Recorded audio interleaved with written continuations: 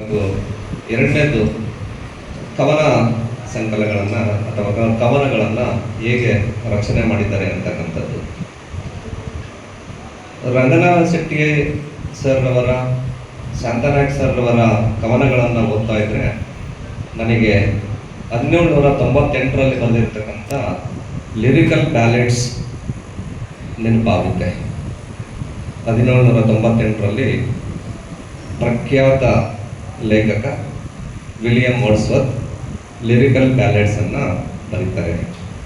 ಅವರು ಎಂಥ ಭಾಷೆಯನ್ನು ಬಳಸ್ಕೊಂಡು ಬರೀತಾರೆ ಅಂತಂದರೆ, ಸರಳವಾದ ಭಾಷೆ, ತಮ್ಮ ದೈನಂದಿನ ಜೀವನದಲ್ಲಿ ಬಳಸುವ ಭಾಷೆಯನ್ನು ಬಳಸ್ಕೊಂಡು ಕವನಗಳನ್ನು ಬರೀತಾರೆ.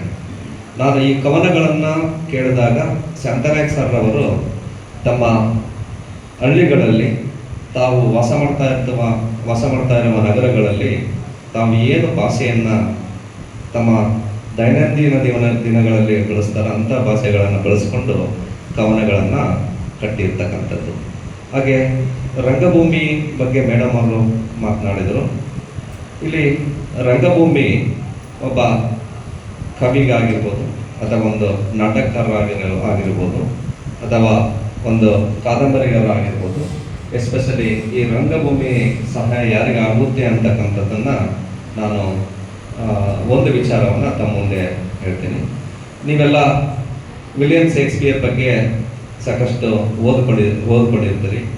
ಅವರು ನಾಟಕಗಳನ್ನು ಬರೆಯುವ ಪೂರ್ವದಲ್ಲಿ ಒಂದು ರಂಗಭೂಮಿಯಲ್ಲಿ ರಂಗಧಾರಿಯಾಗಿ ಅಥವಾ ಪಾತ್ರಧಾರಿಯಾಗಿ ಕೆಲಸ ಮಾಡ್ತಾಯಿದ್ರು. ತದನಂತರ ನಾಟಕಗಳಲ್ಲಿ ಏನು ಇದೆ, ಆಯಕಟ್ಟುಗಳು ಏನು ಇದೆ ಅಂತಂದೇಳಿ ತಿಳ್ಕೊಂಡು ನಾಟಕಗಳನ್ನು ಬರೆದಿರ್ತಕ್ಕಂಥದ್ದು ನಮಗೆ ಕಂಡು ಬರುತ್ತೆ.